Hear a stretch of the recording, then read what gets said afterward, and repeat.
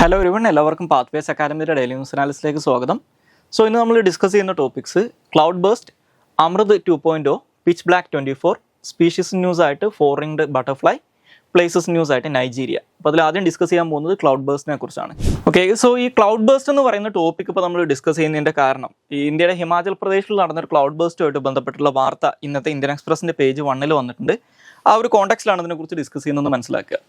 അപ്പോൾ ഇന്ത്യയുടെ meteorological ഡിപ്പാർട്ട്മെൻറ്റിൻ്റെ definition അനുസരിച്ച് ക്ലൗഡ് ബേസ്റ്റ് എന്ന് പറഞ്ഞു കഴിഞ്ഞാൽ ഒരു വളരെ ഷോർട്ട് പീരീഡ് ഓഫ് ടൈമിൽ, അതായത് കുറഞ്ഞ സമയത്തിനകത്ത് ഒരു ചെറിയ പ്രദേശത്ത് വലിയ രീതിയിൽ മഴ കിട്ടുന്നതിനെയാണ് ക്ലൗഡ് ബേസ്റ്റ് എന്ന് പറയാം. ഓക്കെ, ഒരു ഹെവി റെയിൻ സ്റ്റോം ആണ് ബേസിക്കലി ഈ ക്ലൗഡ് ബേസ്റ്റ് എന്ന് പറയുന്നത്. അപ്പോൾ അതിന് IMD കൊടുത്തിട്ടുള്ള ഡെഫിനേഷൻ എന്ന് പറയുന്നത് ഒരു 10 സ്ക്വയർ കിലോമീറ്റർ ഏരിയയിൽ ഒരു മണിക്കൂറിനകത്ത്, ഓക്കെ, ഒരു മണിക്കൂറിനകത്ത് 10 സെൻറ്റിമീറ്ററോ അതിൽ കൂടുതലോ മഴ കിട്ടുന്ന ഒരു സാഹചര്യം വരികയാണെങ്കിൽ അതിനെയാണ് ക്ലൗഡ് ബേസ്റ്റ് എന്ന് പറയാം. അപ്പോൾ ഇത് കോൺസെൻട്രേറ്റഡ് ആയിട്ട് ഒരു പെർട്ടിക്കുലർ ഏരിയയിൽ ഒരു ഷോർട്ട് പീരീഡ് ഓഫ് ടൈമിനകത്ത് വലിയ രീതിയിലുള്ള റെയിൻ സ്റ്റോം സംഭവിക്കുന്നതിനെയാണ് ക്ലൗഡ് ബേസ്റ്റ് എന്ന് പറയാം. അപ്പോൾ സ്വാഭാവികമായിട്ടും ഈ ക്ലൗഡ് ബേസ്റ്റ് കാരണം ഫ്ലഡിങ്, ലാൻഡ് സ്ലൈഡ് പോലുള്ള പ്രകൃതി ദുരന്തങ്ങൾ അതിൻ്റെ ഭാഗമായിട്ട് വരും എന്ന് മനസ്സിലാക്കുക. കാരണം ഇത്രയധികം റെയിൻ വളരെ പെട്ടെന്ന് പെയ്യുന്നതുകൊണ്ട്. ഓക്കെ, ഇനി നമ്മുടെ ഈ ക്ലൗഡ് ബേസ്റ്റ് സാധാരണഗതിയിൽ നമുക്ക് ഏറ്റവും അധികം കാണാൻ സാധിക്കുക ഹില്ലി ഏരിയാസിലാണ്. ഇന്ത്യയുടെ കേസിലാണെങ്കിൽ ഇന്ത്യയുടെ ഹിമാലയാസിലാണ് ക്ലൗഡ് ബേസ്റ്റുകൾ നോർമലി ഏറ്റവും അധികം റിപ്പോർട്ട് ചെയ്യപ്പെടാറുള്ളത്.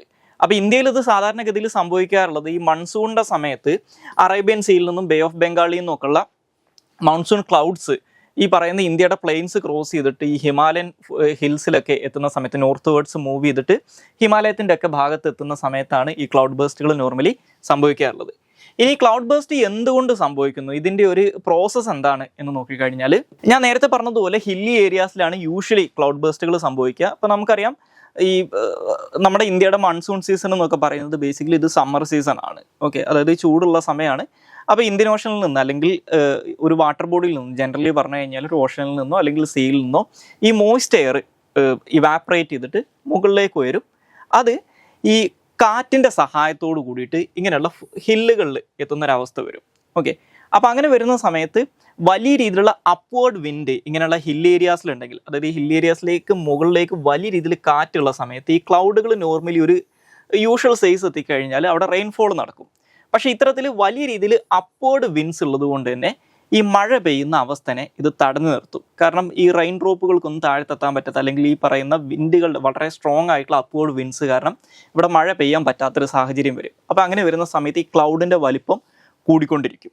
പിന്നീട് ഈ വിൻഡ് ഇവിടെ അങ്ങ് നിൽക്കുന്ന സമയത്ത്, അല്ലെങ്കിൽ ഈ വിൻഡ് അവസാനിക്കുന്ന സമയത്ത് വലിയ രീതിയിലുള്ള ഈ അപ്വേർഡ് വിൻഡ് കുറയുകയോ അല്ലെങ്കിൽ ഈ അപ്വേർഡ് വിൻഡ് ഇല്ലാതാവുകയോ ചെയ്യുന്ന സമയത്ത് ഈ ഹെവി ആയിട്ടുള്ള മേഘങ്ങൾ വളരെ പെട്ടെന്ന് ഈ ഒരു ചെറിയ മേഖലയിൽ നേരത്തെ പറഞ്ഞതുപോലെ വലിയ രീതിയിലുള്ള റെയിൻഫോൾ ഉണ്ടാക്കും.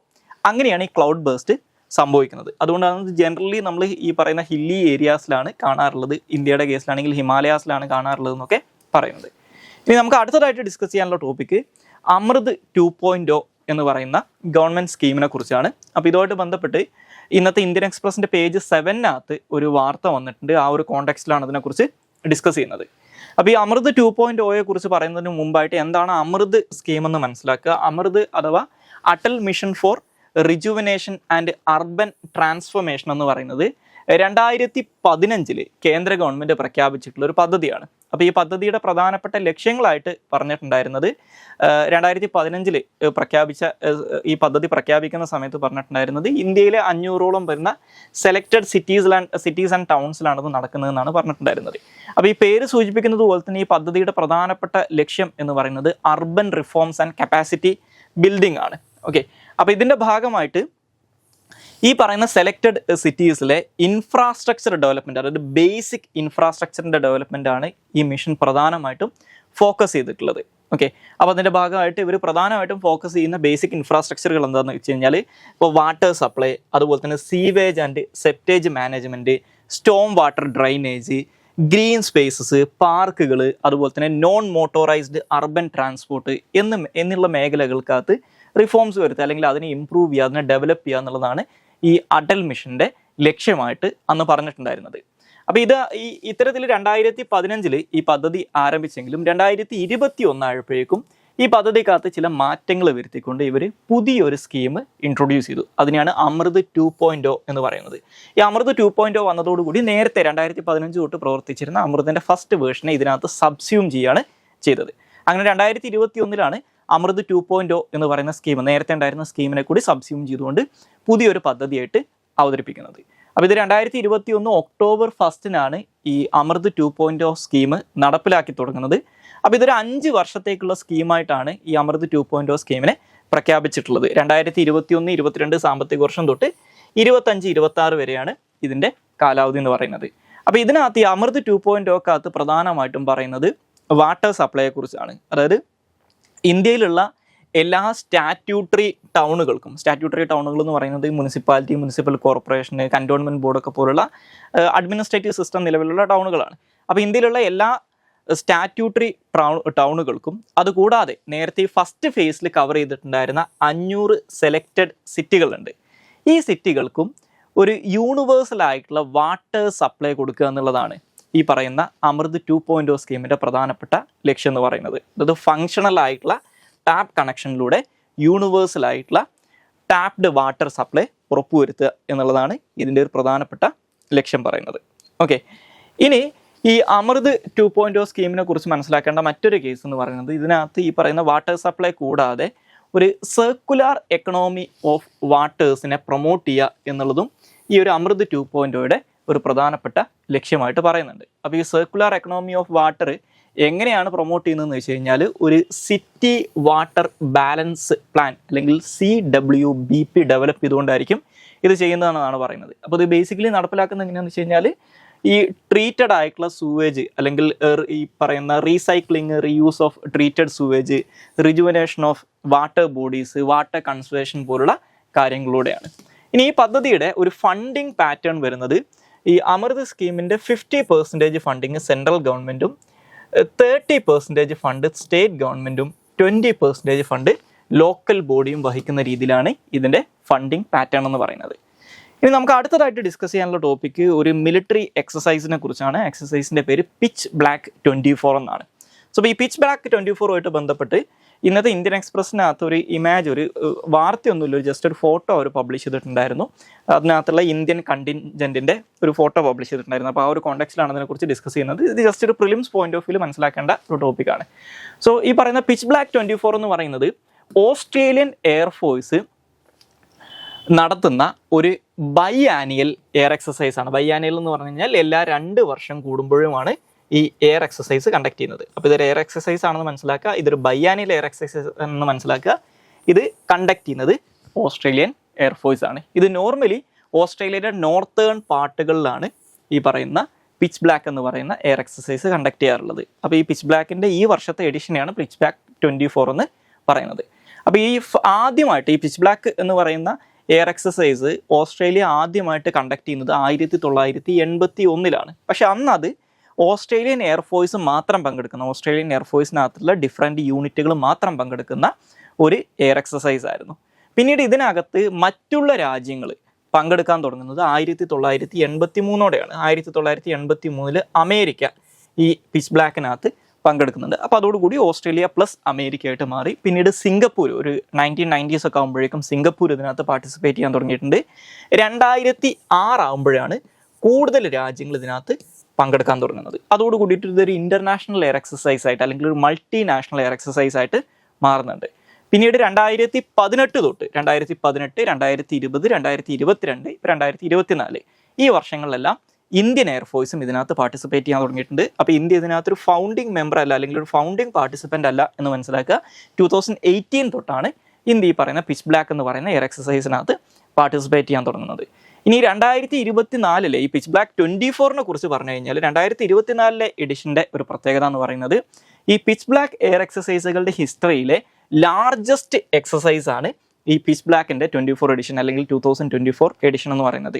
ഈ വർഷം ഇന്ത്യ ഉൾപ്പെടെ 20 രാജ്യങ്ങളാണ് ഈ എക്സസൈസിനകത്ത് പാർട്ടിസിപ്പേറ്റ് ചെയ്തിട്ടുള്ളത്. ഓക്കെ, അപ്പോൾ ഇതിൻ്റെ 43 വർഷത്തെ ചരിത്രത്തിൽ ഏറ്റവും കൂടുതൽ നമ്പർ ഓഫ് പാർട്ടിസിപ്പൻസ് ഉണ്ടായിട്ടുള്ള ഒരു എഡിഷനാണ് 24 എഡിഷൻ എന്ന് പറയുന്നത്. അതുപോലെ തന്നെ ചരിത്രത്തിൽ ആദ്യമായിട്ട്, അതായത് ഈ പറയുന്ന പിച്ച് ബ്ലാക്ക് എയർ എക്സസൈസിൻ്റെ ചരിത്രത്തിൽ ആദ്യമായിട്ട് ഒരു എയർക്രാഫ്റ്റ് കാരിയർ ഈ പറയുന്ന എയർ എക്സസൈസിൻ്റെ ഭാഗമായിട്ട് പാർട്ടിസിപ്പേറ്റ് ചെയ്തിട്ടുണ്ട്. അപ്പോൾ ഇതാണ് പിച്ച് ബ്ലാക്ക് 24 എന്ന് പറയുന്നത്. സോ ഇനി നമുക്ക് അടുത്തതായിട്ട് ഡിസ്കസ് ചെയ്യാനുള്ളത് ഒരു സ്പീഷീസ് ന്യൂസ് ആണ്. അത് 4 ringed ബട്ടർഫ്ലൈ ആണ്. അപ്പോൾ ഈ 4 ringed ബട്ടർഫ്ലൈനെ ഒരു 61 വർഷങ്ങൾക്ക് ശേഷം ഇന്ത്യയിൽ വീണ്ടും കണ്ടെത്തിയതായിട്ടുള്ളൊരു വാർത്ത ഇന്നലത്തെ, അതായത് ഞായറാഴ്ചത്തെ ഹിന്ദുവിൻ്റെ പേജ് 10 വന്നിട്ടുണ്ട്. അപ്പോൾ ആ ഒരു കോണ്ടെക്സ്റ്റിലാണ് ഇതിനെക്കുറിച്ച് ഡിസ്കസ് ചെയ്യുന്നത്. അപ്പോൾ ഈ 4 ringed ബട്ടർഫ്ലൈ അല്ലെങ്കിൽ ദ ഗ്രേറ്റ് 4 ringed ബട്ടർഫ്ലൈ എന്ന് പറയുന്നത് ഒരു സതിറിനെ ബട്ടർഫ്ലൈ ഫാമിലിയിൽ പെടുന്ന അല്ലെങ്കിൽ ആ സ്പീഷീസിൽ പെടുന്ന ഒരു ബട്ടർഫ്ലൈ ആണെന്ന് മനസ്സിലാക്കുക. ഇതിനിപ്പോൾ വീണ്ടും കണ്ടെത്തിയിട്ടുള്ളത് അരുണാചൽ പ്രദേശിലുള്ള നംഡാഫ നാഷണൽ പാർക്കിൽ വെച്ച് 2018-19 കാലഘട്ടത്തിലാണ്. ഓക്കെ, അപ്പോൾ ഇതിന് അവസാനമായിട്ട് ഇതിനു മുമ്പ് റിപ്പോർട്ട് ചെയ്തിട്ടുണ്ടായിരുന്നത് 1957 അന്ന് അസാമിലെ ഈസ്റ്റേൺ അസാമിൽ കിടക്കുന്ന മാർഗരീറ്റ എന്ന് പറയുന്ന മേഖലയിലാണ് അവസാനമായിട്ട് ഇപ്പോൾ ഈ കണ്ടെത്തുന്നതിന് തൊട്ട് മുമ്പായിട്ട് അവസാനമായിട്ട് ഇതിനെ റിപ്പോർട്ട് ചെയ്തിട്ടുണ്ടായിരുന്നത്. ഓക്കെ, അപ്പോൾ ഇത് ബേസിക്കലി ഈ പറയുന്ന 4 ringed ബട്ടർഫ്ലൈ എന്ന് പറയുന്നത് നിംഫാലിഡെ എന്ന് പറയുന്ന ഒരു 6000-ഓളം സ്പീഷീസുകൾ ഉൾപ്പെടുന്ന ഒരു ബട്ടർഫ്ലൈ ഫാമിലി ഉണ്ട്, അല്ലെങ്കിൽ ഒരു ജീനസ് ഉണ്ട്. ഓക്കെ, അതിൽ പെടുന്നതാണ് ഈ 4 ringed ബട്ടർഫ്ലൈസ് എന്ന് പറയുന്നത്. അപ്പോൾ അതിനകത്ത് ഇന്ത്യയിൽ ഏകദേശം 35 സ്പീഷീസുകളോളമാണ് ഇത്തരത്തിലുള്ള ബട്ടർഫ്ലൈസിനെ ഇതിനു മുമ്പ് കണ്ടെത്തിയിട്ടുള്ളത്. ഡിഫറെൻറ്റ് സ്പീഷീസിൽ പെടുന്ന ഈ ഫാമിലിയിൽ പെടുന്ന, ഓക്കെ, ഈ ഒരു പെർട്ടിക്കുലർ ഫാമിലിയിൽ പെടുന്ന 35ഓളം സ്പീഷീസുകളെ കണ്ടെത്തിയിട്ടുണ്ട്. അതിനകത്ത് 23 നോർത്ത് ഈസ്റ്റിലാണ് കണ്ടെത്തിയിട്ടുള്ളത്. ഇനി ഈ പറയുന്ന 4 ringed ബട്ടർഫ്ലൈസിൻ്റെ ഏറ്റവും അധികം ഡൈവേഴ്സിറ്റി കാണാൻ സാധിക്കുന്നത് ചൈനയിലാണ്. ഇന്ത്യയിൽ ഇതിൻ്റെ ഡൈവേഴ്സിറ്റി വളരെ കുറവാണ്. ചൈനയിലാണ് ഇതിൻ്റെ ഏറ്റവും അധികം ഡൈവേഴ്സിറ്റി ഉള്ളത്. അത് ചൈനയിലെ യുനാൻ പ്രൊവിൻസിലും അതുപോലെ തന്നെ സിച്ചുവാൻ പ്രൊവിൻസിലുമാണ് ഏറ്റവും അധികം ഈ ബട്ടർഫ്ലൈ സ്പീഷീസിൻ്റെ ഡൈവേഴ്സിറ്റി കണ്ടെത്തിയിട്ടുള്ളത്. സോ ഇനി നമുക്ക് ഏറ്റവും അവസാനമായിട്ട് ഡിസ്കസ് ചെയ്യാനുള്ള ടോപ്പിക്ക് പ്ലേസസ് ന്യൂസ് ആണ്. അത് നൈജീരിയയാണ്. ഓക്കെ, അപ്പോൾ നൈജീരിയ എന്ന് പറയുന്നത് ഇപ്പോൾ നൈജീരിയയിൽ വലിയ രീതിയിലുള്ള സർക്കാർ വിരുദ്ധ പ്രക്ഷോഭങ്ങൾ നടക്കുന്നുണ്ട്. അപ്പോൾ അതുമായിട്ട് ബന്ധപ്പെട്ടിട്ടാണ് നമ്മൾ നൈജീരിയനെ കുറിച്ച് ഡിസ്കസ് ചെയ്യുന്നത്. സോ ബേസിക്കലി ആഫ്രിക്കയുടെ വെസ്റ്റേൺ കോസ്റ്റിലായിട്ട് ലൊക്കേറ്റ് ചെയ്തിട്ടുള്ള ഒരു രാജ്യമാണ് നൈജീരിയ എന്ന് പറയുന്നത്. വളരെയധികം നാച്ചുറൽ റിസോഴ്സസ് ഉള്ള, അബണ്ടൻ്റ് ആയിട്ട് നാച്ചുറൽ റിസോഴ്സസ് ഉള്ള ഒരു രാജ്യം കൂടിയാണ് നൈജീരിയ എന്ന് പറയുന്നത്. ഇവരുടെ ക്യാപിറ്റൽ എന്ന് പറയുന്നത് അബൂജയാണ്. ഓക്കെ, ഇനി അതുപോലെ തന്നെ ഇവർ ലൊക്കേറ്റ് ചെയ്തിട്ടുണ്ട്. നൈജീരിയയുടെ ലൊക്കേഷൻ നോക്കിക്കഴിഞ്ഞാൽ ഇവരുടെ നോർത്തേൺ സൈഡിലായിട്ടാണ് ഈ നൈജർ എന്ന് പറയുന്ന രാജ്യമൊക്കെ ഉള്ളത്. ഈ ഒരു മേഖലയിലാണ് ആഫ്രിക്കയിലെ സഹൽ റീജൻ ഉള്ളത്. ഓക്കെ, അപ്പോൾ ഇവരുടെ നോർത്തേൺ സൈഡിലായിട്ടുള്ളത് സഹൽ റീജനും സദേൺ സൈഡിലായിട്ടുള്ളത് ഗൾഫ് ഓഫ് ഗിനിയയാണ്. ഓക്കെ, അറ്റ്ലാന്റിക് ഓഷൻ്റെ ഭാഗമായിട്ടുള്ള ഗൾഫ് ഓഫ് ഗിനിയയാണ്. ഇനി നൈജീരിയയുടെ മറ്റൊരു പ്രത്യേകത എന്ന് പറയുന്നത് ആഫ്രിക്കയിലെ ഏറ്റവും അധികം ജനങ്ങൾ താമസിക്കുന്ന, ഏറ്റവും അധികം ജനസംഖ്യയുള്ള രാജ്യമാണ് നൈജീരിയ എന്ന് പറയുന്നത്. ഇനി അതുപോലെ തന്നെ ഈ നൈജീരിയക്കകത്തുള്ള ലാഗോസ് എന്ന് പറയുന്നൊരു സിറ്റി ഉണ്ട്. അതാണ് ആഫ്രിക്കയിലെ തന്നെ ലാർജസ്റ്റ് സിറ്റി ആയിട്ട് അറിയപ്പെടുന്നത്. അതുപോലെ തന്നെ ആഫ്രിക്കയിലെ ലാർജസ്റ്റ് എക്കണോമി ഉള്ളതും നൈജീരിയക്കാണെന്ന് മനസ്സിലാക്കുക. സോ ഇത്രയും കാര്യങ്ങളാണ് ഇന്നത്തെ ഡെയിലി ന്യൂസ് അനാലിസിനകത്ത് ഡിസ്കസ് ചെയ്യാനുള്ളത്. Thank you all.